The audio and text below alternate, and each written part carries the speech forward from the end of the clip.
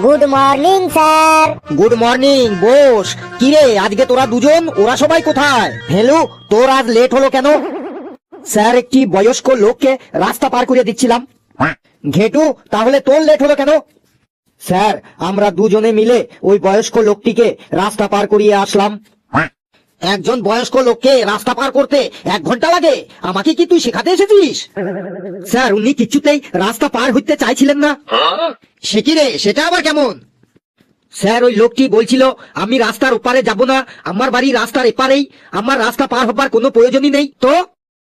তো আমরা দুজনে মিলে না ওই লোকটিকে কুকুরের মতো টানতে টানতে রাস্তার ওপারে দিয়ে এলাম। আয় তোদেরও এবার আমি একটু টেনে দিই। স্যার স্যার লাগছে স্যার, স্যার খুব লাগছে, আজকের মতো ছেড়ে দিন স্যার। স্যার আর কোনোদিনও লেট হবে না স্যার, সত্যি আর কোনোদিনও লেট হবে না স্যার, আজকের মতো ছেড়ে দিন স্যার।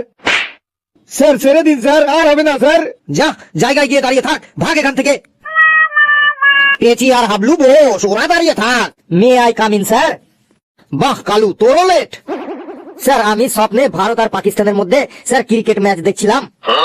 স্বপ্নে? তার মানে? স্যার পাকিস্তান খুব জবরদস্ত খেলছিল। আচ্ছা। হ্যাঁ স্যার, আর ওরা 360 রানও বানিয়ে ফেলেছিল। হ্যাঁ হ্যাঁ স্যার, ভারতও 350 রান করে ফেলেছিল। রোহিত শর্মা আর বিরাট কোহলি দুজনা মিলে 330 রান করে ফেলেছিল। আচ্ছা। হ্যাঁ স্যার, আর 3 বলে 10 রান দরকার ছিল। তারপর কি হলো? টেনশনে তো আমার মাথার চুল খারাপ হয়ে গেছিল। তারপর গিল এসে 3টে ছক্কা মেরে ম্যাচটা জিতিয়ে দিল। তারপর ভারত জিতে গেল, আর আমারও ঘুম ভেঙে গেল। ঘুম ভেঙে উঠে দেখি আমার লেট হয়ে গেছে।